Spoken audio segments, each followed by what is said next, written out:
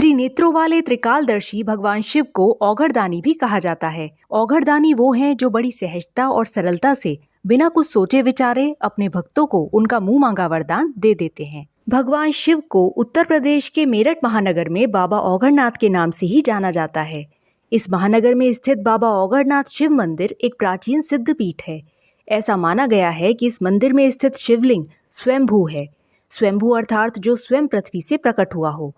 ऐसी मान्यता है कि इस मंदिर में बाबा औघड़नाथ के दर्शन मात्र से ही औघड़दानी बाबा अपने भक्तों की सभी मनोकामनाएं पूरी कर देते हैं। तुलसीदास जी ने भगवान शिव की दानशीलता और उदारता को दर्शाते हुए विनय पत्रिका में लिखा है, दानी कहूँ शंकर सम नाहि, अर्थात भगवान शंकर के समान दानी कहीं नहीं है। वे दीन दयालु हैं और देना ही उनको सबसे अधिक भाता है। वेदों में ऐसा कहा गया है कि अनेक प्रकार के तप करने के बाद ऋषि मुनि जिस सद्गति को प्राप्त करते हैं वही परम गति त्रिपुरारी शिव की पुरी काशी में जाकर कोई भी प्राप्त कर सकता है। ऐसे परम उदार भगवान शंकर अपने भक्तों से शीघ्र ही प्रसन्न हो जाते हैं।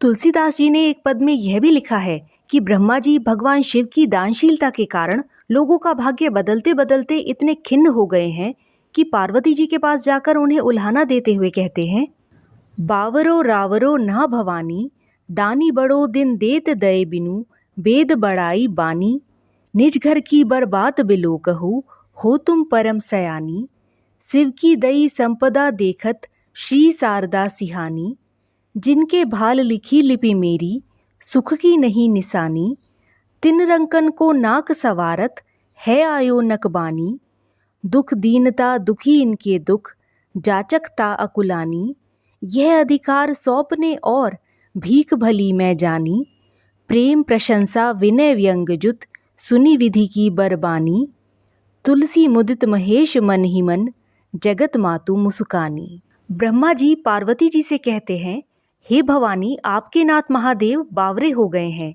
बिना सोचे विचारे सबको दान दे रहे हैं।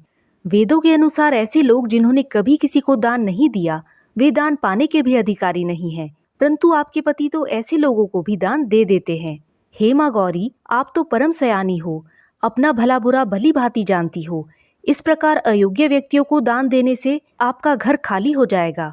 दूसरी ओर लक्ष्मी माँ और देवी सरस्वती आपके पति की व्यंगपूर्ण प्रशंसा कर रही हैं, क्योंकि सरस्वती जी आपके पति द्वारा दिए गए दान का बखान करते करते थक गई हैं और लक्ष्मी जी इस बात से चिंतित हैं कि जो सुख वैकुंठ में भी दुर्लभ है वो सुख भगवान शिव बड़ी सहजता और सरलता से लोगों में बांट रहे हैं। ब्रह्मा जी आगे कहते हैं कि जिन व्यक्तियों के भाग्य में मैंने सुख का नामो निशान भी नहीं लिखा, आपके पति औघड़दानी उन्हें बड़े बड़े वरदान दे रहे हैं। ऐसे लोगों का भाग्य संवारते संवारते मेरे नाक को दम आ गया है। आपके पति भोलेनाथ के कारण सब इतना सुख पा रहे हैं कि दुख को रहने के लिए कोई स्थान नहीं मिल रहा, और आपके पति की दानशीलता के कारण कोई भी याचक नहीं रहा, सब संपन्न हो गए हैं, जिस कारण याचकता भी व्याकुल होकर इधर उधर भटक रही है। ब्रह्मा जी माँ गौरी को उल्हाना देते हुए व्यंग में कहते हैं कि आपके पति भगवान शिव ने प्रकृति के सारे नियम बदल दिए हैं। उन्होंने पापियों को पुण्यात्मा बना दिया है और दीन जनों को सभी सुख दे दिए हैं। अब मेरे द्वारा लोगों के भाग्य लिखने का कोई औचित्य ही नहीं रहा, इसलिए लोगों की भाग्य लिपि तैयार करने का अधिकार आप किसी और को सौंप दीजिए। मैं तो इस अधिकार की अपेक्षा भीख मांगना अधिक अच्छा समझता हूँ, ताकि भिक्षुक बनकर भगवान शिव से मैं भी सुख प्राप्त कर सकूं। इस प्रकार ब्रह्मा जी की प्रेम प्रशंसा विनय और व्यंग भरी हुई सुंदर वाणी सुनकर महादेव मन ही मन मुदित हुए और जगत जननी मुस्कुराने लगी। इस पद में ब्रह्मा जी ने भगवान शिव की अतुलनीय उदारता और दानशीलता की व्यंगपूर्ण प्रशंसा की है, क्योंकि भगवान औघड़नाथ के समान कोई दानी हो ही नहीं सकता जो दान देकर स्वयं अपने जीवन को ही संकट में डाल लेते हैं। भस्मासुर और रावण ऐसे ही कुछ नाम हैं जिन्हें वरदान देकर भगवान शिव ने स्वयं को ही संकट में डाल लिया था।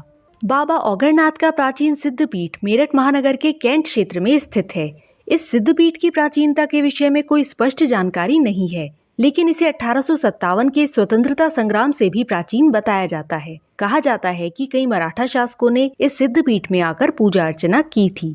इस मंदिर के पुनर्निर्माण का कार्य 1968 में ब्रह्मलीन ज्योतिष पीठाधीश्वर जगत गुरु शंकराचार्य कृष्ण बोधाश्रम जी महाराज द्वारा शिलान्यास करके आरंभ किया गया था। वर्तमान समय में इस मंदिर की भव्य और अद्भुत छटा देखते ही बनती है। यह मंदिर मुख्य रूप से बाबा औघड़नाथ और माता पार्वती को समर्पित है। मंदिर के गर्भगृह में भगवान शिव और मां भगवती के विशाल और सुंदर विग्रह स्थापित किए गए हैं। वहीं बीच में सिद्ध शिवलिंग शिव परिवार के साथ विद्यमान है। गर्भगृह के बाहर ही नंदी देव का विशाल विग्रह स्थापित किया गया है। बाबा औघड़नाथ मंदिर के विशाल परिसर में श्री राधा कृष्ण और मां जगदम्बा को समर्पित 2 अन्य मंदिर भी हैं। इन मंदिरों की भव्यता और श्रद्धापूर्ण वातावरण मन को मोह लेते हैं। बाबा औघड़नाथ मंदिर कांवड़ियों की श्रद्धा का मुख्य केंद्र भी माना जाता है। श्रावण मास में लाखों की संख्या में दूर दूर से कांवड़िए गंगा जल लेकर यहाँ आते हैं और बाबा औघड़नाथ का जलाभिषेक करते हैं। 1857 के प्रथम भारतीय स्वतंत्रता संग्राम में भी इस मंदिर का विशेष योगदान रहा है। ब्रिटिश शासन के समय भारतीय सिपाहियों को काली पलटन के नाम से पुकारा जाता था। छावनी क्षेत्र में स्थित होने के कारण यह मंदिर भारतीय सिपाहियों के मिलने का मुख्य केंद्र बन गया था। यह मंदिर भारतीय सिपाहियों की गुप्त बैठकों के लिए भी विख्यात हो गया था। इसीलिए तभी से इस मंदिर को काली पलटन मंदिर के नाम से भी जाना जाता है। अगर इस वीडियो में दी गई जानकारी आपको अच्छी लगी हो तो हमारे चैनल वाइब्स ऑफ गंगा को जरूर सब्सक्राइब कीजिए, क्योंकि आपका प्रोत्साहन ही हमारी प्रेरणा है। धन्यवाद।